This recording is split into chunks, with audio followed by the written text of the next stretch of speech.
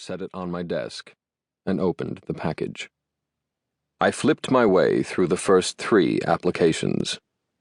Nothing special. Nothing out of the ordinary.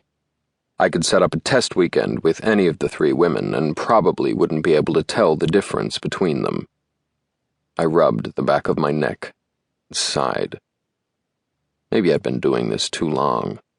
Maybe I should try again to settle down and be normal. With someone who wasn't Melanie this time. The problem was I needed my dom lifestyle. I just wanted something special to go along with it. I took a long sip of water and looked at my watch. 5 o'clock. It was highly doubtful I'd find my something special in the last application. Since the woman had no experience, it really wasn't even worth my time to review her paperwork. Without looking at it, I took the application and put it on top of my to-shred pile.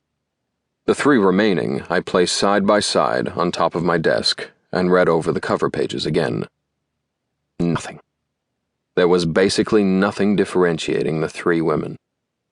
I should just close my eyes and randomly pick one. The one in the middle would work. But even as I looked over her information, my gaze drifted to the shred pile. The discarded application represented a woman who wanted to be my submissive.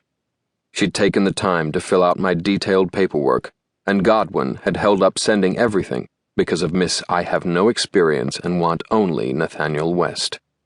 The least I could do was respect that woman enough to read her information. I picked up the discarded application and read the name. Abigail King.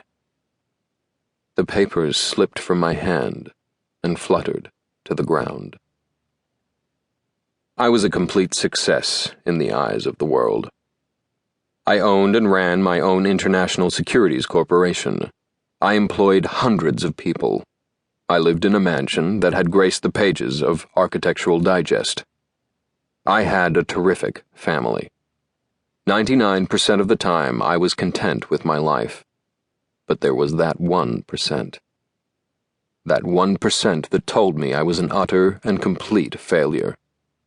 That I was surrounded by hundreds of people, but known by very few.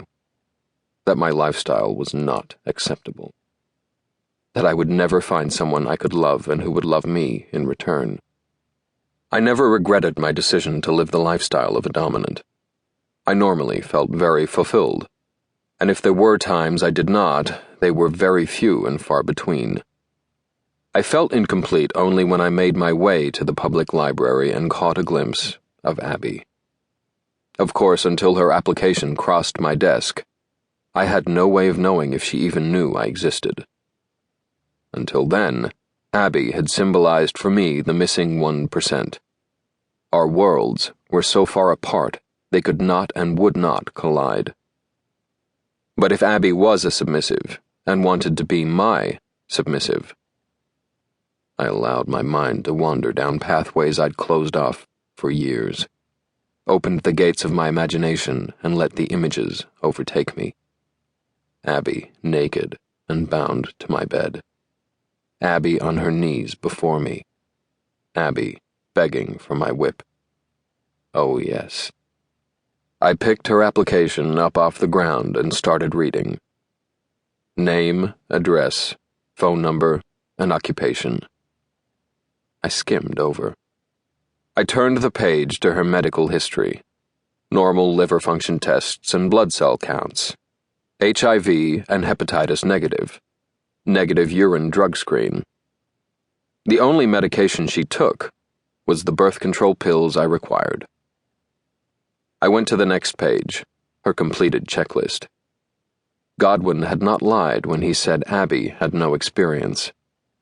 She had marked off only 7 items on the list: vaginal sex, masturbation, blindfolds, spanking, swallowing semen, handjobs, and sexual deprivation. In the comment field beside sexual deprivation, she had written, "Haha, not sure our definitions are the same." I smiled.